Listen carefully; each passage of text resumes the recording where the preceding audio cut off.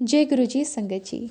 संगत जी, गुरु जी महाराज जब अपने संगत पर कष्ट आने वाला होता था ना, तो कुछ संगत को वो देश के बाहर भेज दिया करते थे, क्योंकि टाइम जोन वहाँ पर चेंज हो जाता था। और उस हिसाब से वो उनके कष्ट काटते थे। काफ़ी लोगों को ना उन्होंने जीवन दान, प्राण दान दिया है दूसरी कंट्रीज़ में भेज कर।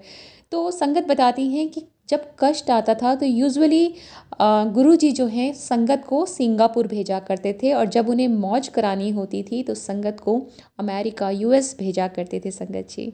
जब भी संगत कहीं जाया करती थी ना, तो वो गुरु जी से जाने से पहले आज्ञा लिया करती थी। पर कुछ संगत को पता नहीं होता था जब वो जुड़ते थे कि ऐसे भी करना होता है। तो एक बार एक आंटी तिरुपति चली गई 5 दिन के लिए, और गुरुजी को बताया ही नहीं। जब वो 5 दिन बाद गुरुजी के दर्शन के लिए आई, तो गुरुजी उनसे बड़े प्यार से कहते हैं कि क्या हुआ, लास्ट संडे तुम आई क्यों नहीं। आंटी को इतना अच्छा लगा कि गुरुजी को पता है कि वो नहीं आई और उन्होंने उन्हें मिस किया। तब उन्होंने बताया, गुरुजी मैं तो तिरुपति चली गई थी।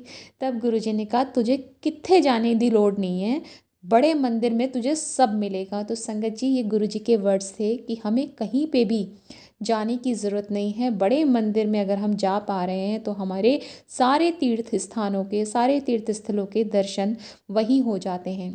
आंटी का कहना है कि गुरुजी ने काफ़ी संगत को शिव पुराण का पाठ करने को कहा, तो कुछ को ऑटोबायोग्राफी ऑफ योगी पढ़ने को कहा, तो कुछ को सुखमनी साहिब का पाठ करने के लिए कहा संगत जी।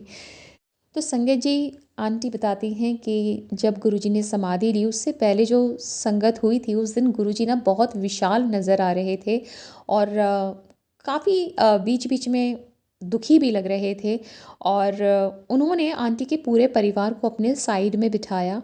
उनके भाई भाभी भी थे उस दिन, और फिर उनको बताया कि तुम्हें ना आगे चल के ये करना है। उनको इंस्ट्रक्शंस दिए। बाहर आके वो सारे आपस में यही बात कर रहे थे कि गुरुजी इस तरह से क्यों कह रहे हैं कि तुम्हें आगे चल के ये करना है। और संगत जी, फिर कुछ दिनों बाद ये पता ही चल गया सबको कि गुरुजी ने समाधि ले ली है। सारी संगत बहुत उदास थी कि फिज़िकल फॉर्म में गुरुजी नहीं दिख रहे हैं, अब क्या होगा। लेकिन संगत जी, आंटी का कहना है कि उनकी एक डॉटर, उसके पास गुरुजी आते हैं, और वो डॉटर अगली सुबह अपनी माँ को बताती है कि मम्मा कल गुरुजी आए थे। तो आंटी पूछती हैं बेटी से कि बेटा तुमने सपना देखा था। कहती नहीं मम्मा, सपना नहीं था, गुरुजी असलियत में मेरे सामने आए थे। उन्होंने हाथ ब्लेसिंग के रूप में मेरी तरफ किया, और उसमें से एक लाइट निकली जो पूरी लाइट मेरे ऊपर पड़ रही थी। और गुरुजी ने यही बोला कि मैं कहीं नहीं गया हूँ, मैं यही हूँ। तो संगत जी, गुरुजी हमारे आसपास हैं, हर समय अपनी संगत की वो रक्षा करते हैं, हर वक्त वो हमें सुनते हैं।